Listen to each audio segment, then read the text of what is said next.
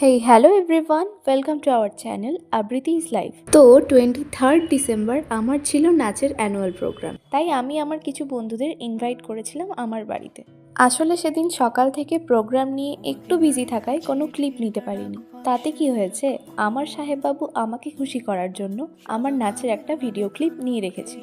তারপর নাচের প্রোগ্রাম থেকে ফিরতে অনেকটা রাত হয়ে যাওয়ায় আর শরীর টিকছিল না ভিডিও করার, তাই তার পরের দিন সকালবেলায় সব বন্ধুরা মিলে বেরিয়ে পড়ি একটু ঘুরতে।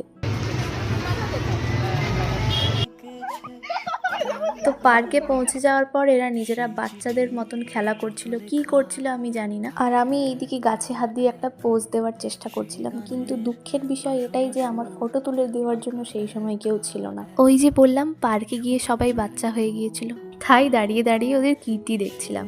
আর ফেরার সময় উনি আমাকে একটা গোলাপ কিনে দেন। তো চলো, আজকের মতো ভিডিওটা এতটুকুই, দেখা হচ্ছে নেক্সট ব্লগে।